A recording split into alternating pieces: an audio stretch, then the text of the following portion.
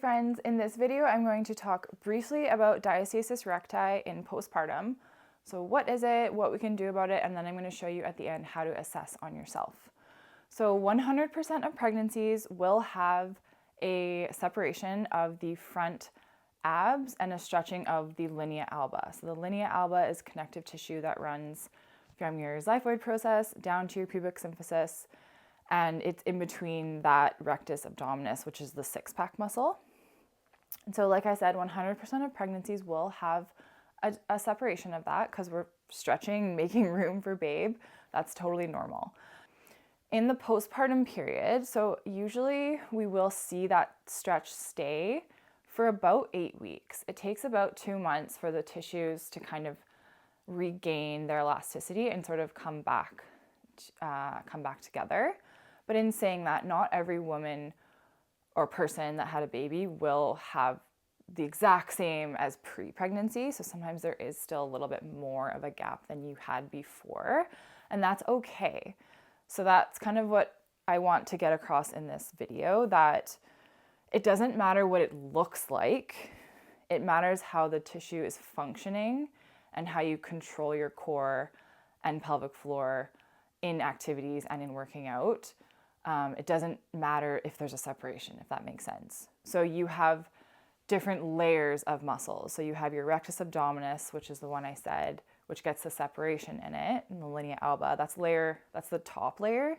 And then underneath, you have your external obliques, your internal obliques, and then your transverse abdominis, which is a muscle that wraps around you horizontally from front to back, all the way up here and all the way here in the pubic region as well. So it basically kind of looks like a corset when it's sort of engaged and tight.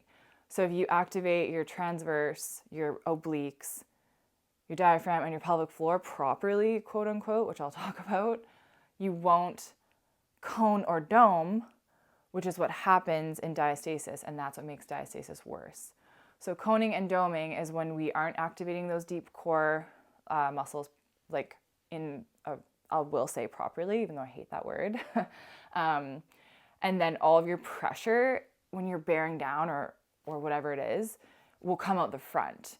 And then you see that little like triangle appearance coming out the front, kind of like doming or coning right there.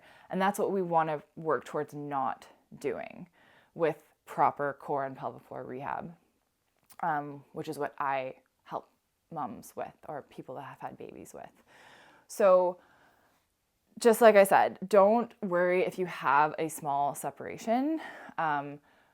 It's how do you function? And you can always work on function, and you can always get stronger and better function of those muscles below. And then over time, you may see the diastasis come back even more. So like I said, in the first 8 weeks, it will probably be there, but let's also not make it worse. So it is helpful to do pelvic floor PT or see a chiro or physio who knows that postpartum period, like showing you gently how to activate your core in those ways, and even actually practicing it prenatally when you're pregnant helps in the postpartum period that much more. And also know there is no bad exercise. We used to say don't do crunches, don't do certain things if you're postpartum or if you have diastasis, but we've really moved away from that because we actually want to train people how to do those movements properly, like a crunch, because they're just parts of normal daily life. When you get up out of bed, when you get up off the couch, you're crunching.